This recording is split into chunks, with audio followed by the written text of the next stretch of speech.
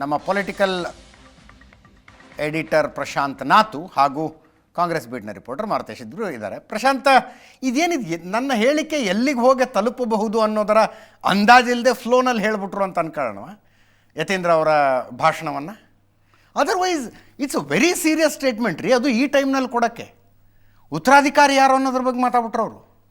ಅದಿತ್ತು ನೋಡಿ, ಡಾಕ್ಟರ್ ಯತೀಂದ್ರ ಅವರಿಗೆ ನಾನೀಗ ಏನು ಸ್ಟೇಟ್ಮೆಂಟ್ ಕೊಟ್ಟರೆ ಎಲ್ಲಿ ಹೋಗಿ ತಲುಪುತ್ತೆ, ನಾನು ಬಿಟ್ಟ ಬಾಣ ಎಲ್ಲಿ ಹೋಗಿ ತಲುಪುತ್ತೆ ಅಂತ ಗೊತ್ತಿಲ್ಲ ಅಂತೇನಿಲ್ಲ. ಅವ್ರಿಗೆ ಎಲ್ಲವೂ ಗೊತ್ತಿದೆ. ಗೊತ್ತಿದ್ದೇ ಈ ಬಾಣವನ್ನು ಬಿಟ್ಟಿದ್ದು ಅಂತಕ್ಕಂಥದ್ದು ಮೇಲ್ನೋಟಕ್ಕೆ ಸ್ಪಷ್ಟವಾಗಿ ಕಾಣುತ್ತೆ. ಓಕೆ, ಈ ಹೊತ್ತಿನಲ್ಲಿ ಮುಖ್ಯಮಂತ್ರಿಗಳ ಪುತ್ರನಾಗಿ ಯತೀಂದ್ರ ಅವರು ಈ ಸ್ಟೇಟ್ಮೆಂಟನ್ನು ಕೊಟ್ಟಾಗ ಅದರ ರಿಪರ್ಕೇಷನ್ಸ್ ಏನು, ಅದನ್ನು ಹೇಗೆ ಪರ್ಸ್ಯೂ ಮಾಡಲಾಗತ್ತೆ ಅಂತ ಗೊತ್ತಿಲ್ಲ ಅಂತ ಅವ್ರಿಗಿಲ್ಲ. ಯಾಕಂದರೆ ಡಾಕ್ಟರ್ ಯತೀಂದ್ರ ಏನೇ ಮಾತನಾಡಿದ್ರು ಕೂಡ ಅದು ಸಿದ್ದರಾಮಯ್ಯನವ್ರನ್ನ ಮನಸ್ಸಲ್ಲಿ ಇರೋದು ಅಂತಕ್ಕಂಥದ್ದು ಸ್ಪಷ್ಟವಾಗಿ ಕಾಣುತ್ತೆ. ಮತ್ತು ಒಬ್ಬ ಮಗನಾಗಿ ತಂದೆಯ ಮನಸ್ಸಿನಲ್ಲಿ ಏನಿದೆ ಅನ್ನೋದನ್ನು ಅರ್ಥ ಮಾಡ್ಕೊಳ್ಳದೆ ಮಾತಾಡ್ತಾರೆ ಯತೀಂದ್ರ ಅಂತ ನನಗೆ ಅನಿಸಲ್ಲ. ನೋಡಿ, ಕಳೆದ 3 ತಿಂಗಳಿಂದ ನಡೀತಾ ಇರತಕ್ಕಂಥ ಬೆಳವಣಿಗೆಗಳು ಮತ್ತು ಯತೀಂದ್ರ ಕೊಟ್ಟಿರ್ತಕ್ಕಂಥ ಹೇಳಿಕೆಗಳು ಒಂದಕ್ಕೊಂದು ಪೂರಕವಾಗಿದೆ. ಸಿದ್ದರಾಮಯ್ಯನವರ ಬಣ ಆ್ಯಕ್ಚುಲಿ ಪ್ರಯತ್ನ ಮಾಡ್ತಾ ಇರೋದೇನು, ಒಂದು ಸಲ ಮಲ್ಲಿಕಾರ್ಜುನ್ ಖರ್ಗೆ ಅವರು, ಸತೀಶ್ ಜಾರಕಿಹೊಳಿ ಹೇಳ್ತಾರೆ, ಮಲ್ಲಿಕಾರ್ಜುನ್ ಖರ್ಗೆ ಅವರು ದಿಲ್ಲಿಯಿಂದ ಬೆಂಗಳೂರಿಗೆ ಬಂದರೆ ನಾವು ಸ್ವಾಗತ ಕೋರ್ತೀವಿ. ತಕ್ಷಣ ಪರಮೇಶ್ವರ್ ಹೇಳ್ತಾರೆ ಮಲ್ಲಿಕಾರ್ಜುನ್ ಖರ್ಗೆ ಅವರು ಬರಬೇಕು. ಅಂದರೆ ಅಧಿಕಾರ ಹಸ್ತಾಂತರ ಅನಿವಾರ್ಯ ಆದರೆ ಅದು ಡಿ ಕೆ ಶಿವಕುಮಾರ್ ಕೈಗೆ ಹೋಗಬಾರ್ದು. ಅಧಿಕಾರ ಹಸ್ತಾಂತರ ಅನಿವಾರ್ಯ ಆದರೆ ಅಂತಕ್ಕಂಥದ್ದಲ್ಲ, ಅಧಿಕಾರ ಹಸ್ತಾಂತರದ ಒಟ್ಟು ಪ್ರಕ್ರಿಯೆಯನ್ನು ಎಷ್ಟು ಡೈಲ್ಯೂಟ್ ಮಾಡಲಾಗತ್ತೆ ಅಷ್ಟು ಸಿದ್ದರಾಮಯ್ಯನವರು ಮುಂದುವರಿತಾರೆ ಅನ್ನೋದು ಇರ್ತಕ್ಕಂಥ ಒಂದು ಕ್ಯಾಲ್ಕುಲೇಷನ್.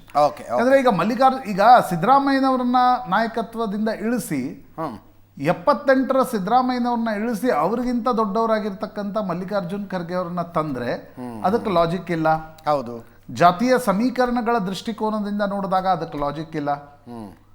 ಈಗ ಒಬ್ಬ ಹಿಂದುಳಿದ ವರ್ಗದ ನಾಯಕನನ್ನು ತೆಗೆದು ಇಲ್ಲ ನಾನು ರಾತ್ರೋರಾತ್ರಿ ದಲಿತ ನಾಯಕನನ್ನು ಕರ್ಕೊಂಡ್ಬರ್ತೀನಿ ಅಂದಾಗ ನಿಮ್ಮ ವೋಟ್ ಬ್ಯಾಂಕ್ ದೃಷ್ಟಿಯಿಂದ ಕೂಡ ತುಂಬ ಏನು ಪೊಲಿಟಿಕಲಿ ಲಾಜಿಕ್ ಇರಲ್ಲ. ಅದು ಕರೆಕ್ಟ್. ಫಸ್ಟ್ ಟರ್ಮಲ್ಲೇ ಮಾಡಿದಾಗ ಬೇರೆ, ಈಗ ಮಾಡಿದಾಗ ಅದರದ್ದು ರಿಪರ್ಕೇಷನ್ಸ್ ಬೇರೆ.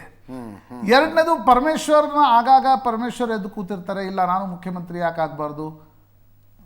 ಪರಮೇಶ್ವರ್ ಹೇಳ್ತಾರೆ ಬರೀ ಡಿ ಕೆ ಶಿವಕುಮಾರ್ ಸಿದ್ದರಾಮಯ್ಯ ಮಧ್ಯಕ್ಕೆ ನೀವು ಮಾತಾಡ್ಕೊಂಡ್ರೆ ನಾವೆಲ್ಲ ಹೋಗೋಣ. ದಲಿತ ಮುಖ್ಯಮಂತ್ರಿಯ ಕೂಗೇಳುತ್ತೆ. ಮಹದೇವಪ್ಪನವರು, ಸತೀಶ್ ಜಾರಕಿಹೊಳಿ, ಪರಮೇಶ್ವರ್ ಆಗಾಗ ಭೇಟಿ ಆಗ್ತಾರೆ. ಅದಾದ್ಮೇಲೆ ಏಕಾಏಕಿ ಡಾಕ್ಟರ್ ಯತೀಂದ್ರ ಹೇಳ್ತಿದ್ದಾರೆ Satish Jarkiholi is very competent. ಅಷ್ಟೇ ಅಲ್ಲ, ಸೈದ್ಧಾಂತಿಕ ಬದ್ಧತೆ ಅನ್ನುವ ಶಬ್ದ ಸೇರಿಸ್ತಾರೆ.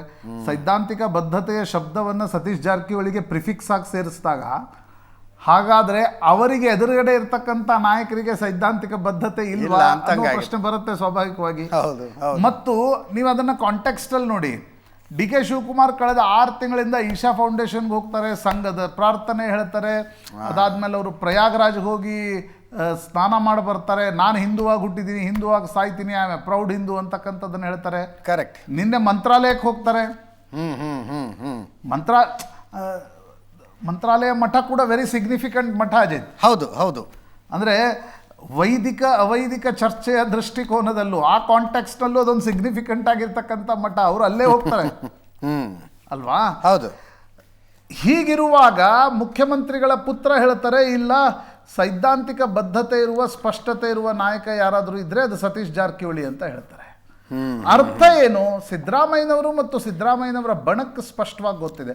ಒಂದು ವೇಳೆ ಸಿದ್ದರಾಮಯ್ಯನವರನ್ನ ಕೆಳಗಿಳಿಸುವ ನಿರ್ಣಯವನ್ನ ಹೈಕಮಾಂಡ್ ತೆಗೆದುಕೊಂಡ್ರೆ ಕುರ್ಚಿ ಡಿ ಕೆ ಶಿವಕುಮಾರ್ ಹೋಯ್ತು ಅಂತ ಲೆಕ್ಕ.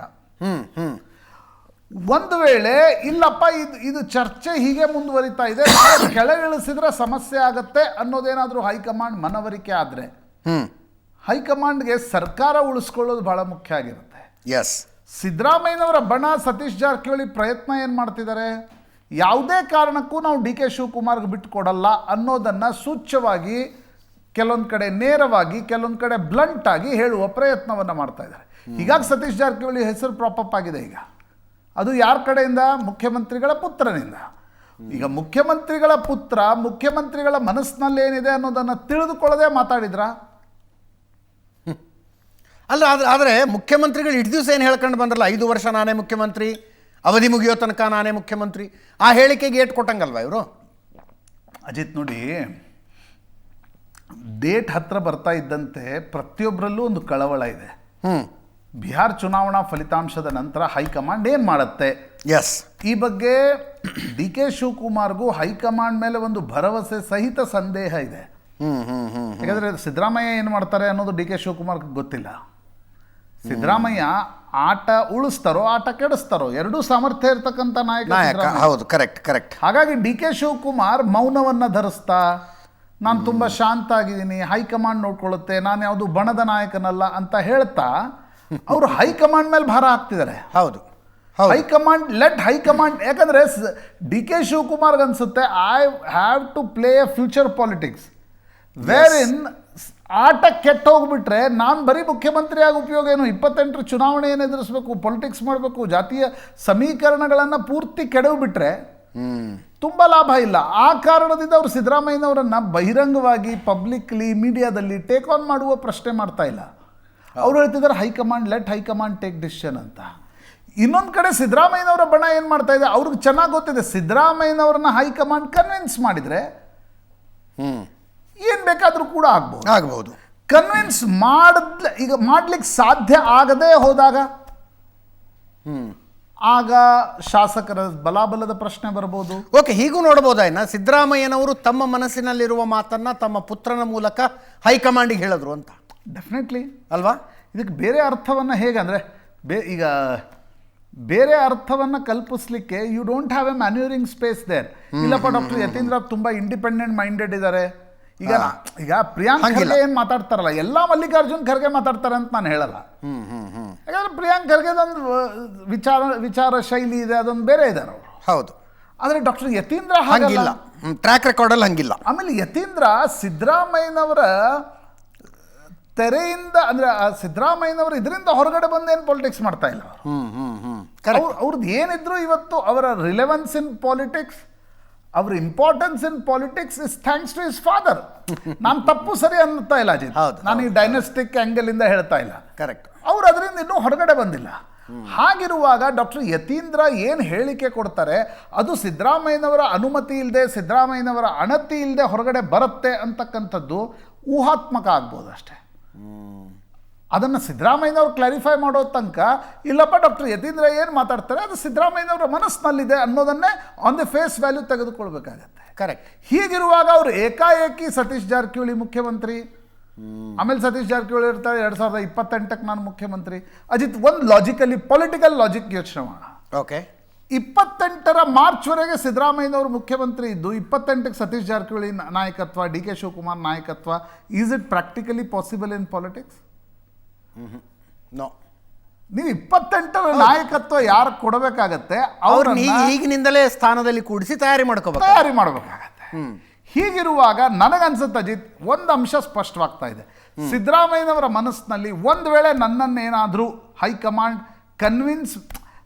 Can convince him. ಬೇಕಾದ್ರೆ ಸಿದ್ದರಾಮಯ್ಯನವರೇ ಅನೇಕ ಬಾರಿ ಹೇಳಿದ್ದಾರೆ ಕಾಂಗ್ರೆಸ್ ಹೈಕಮಾಂಡ್ ನನಗೆ ಸಾಕಷ್ಟು ಬಾರಿ ಅವಕಾಶಗಳನ್ನು ಕೊಡ್ತು. ಯಾಕಂದರೆ 2013ರಿಂದ 18 ಕೊಡ್ತು, 23ರಲ್ಲಿ ಅವಕಾಶವನ್ನು ಕೊಡ್ತು, ವಿರೋಧ ಪಕ್ಷದ ನಾಯಕನನ್ನಾಗಿ ಮಾಡ್ತು. ಹೈಕಮಾಂಡ್ ಜೊತೆ ಅವರ ಸಂಬಂಧಗಳು ಚೆನ್ನಾಗಿವೆ.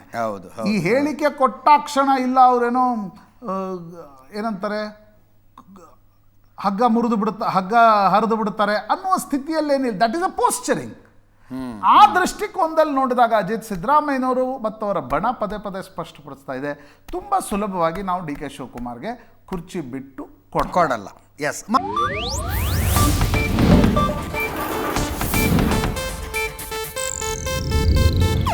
ಇದು ಏಷ್ಯಾನೆಟ್ ನ್ಯೂಸ್ ನೆಟ್ವರ್ಕ್ ಪ್ರಸ್ತುತಿ.